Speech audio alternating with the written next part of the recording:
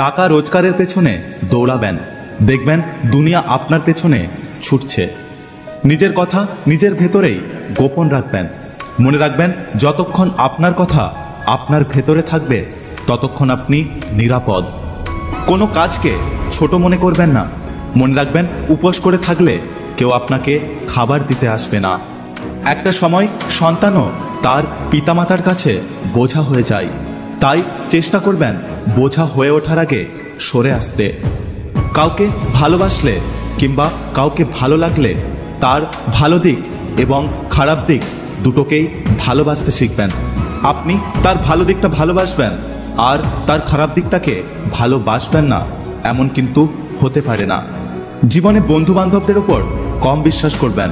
অনেক সময় আপনার ঘনিষ্ঠ বন্ধুরাই আপনার সাফল্যের ওপরে হিংসা করতে পারে। চুপ থাকার চেষ্টা করবেন আর সব সময় কোলাহলের জায়গাকে এড়িয়ে যাবেন।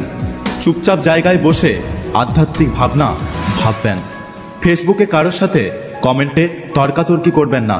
মনে রাখবেন, তর্ক করাটা এক ধরনের বোকামি। আপনাকে যারা ভালোবাসে তাদের সাথে ভালো সম্পর্ক বজায় রাখার চেষ্টা করবেন। মাঝে মাঝে শত্রুদের সাথেও সুসম্পর্ক রাখার চেষ্টা করুন, কারণ এই দুনিয়াতে বুদ্ধি করে বেঁচে থাকতে হয়। কাছের মানুষদের সাথে ঝগড়ার পর বেশিক্ষণ রাগারাগি করে থাকবেন না।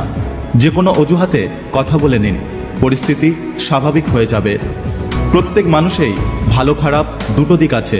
কেউ পুরোপুরি খারাপ না, আবার কেউ পুরোপুরি ভালো না। কাউকে খারাপ মনে হলে তার ভালো দিকগুলো বেশি বেশি করে মনে করুন, আর খুব বেশি খারাপ মনে হলে তার থেকে দূরে থাকুন। নিজেকে অশান্তির পরিবেশ থেকে সর্বদা সরিয়ে রাখুন।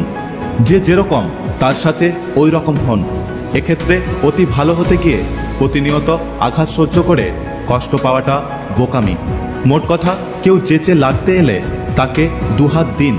কেউ আপনার সাথে নাটক করলে আপনি তার সাথে সিনেমা করুন, যাতে সে বুঝতে পারে যে কারোর সাথে ছলনা করলে সেও ছলনা করতে পারে।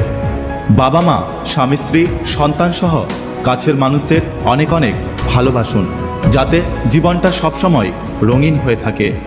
নিজের শরীরচর্চা, রূপচর্চা সর্বদাই করুন, শুধু সৌন্দর্যের জন্য নয়, বরং হীনমন্যতা দূর করার জন্য।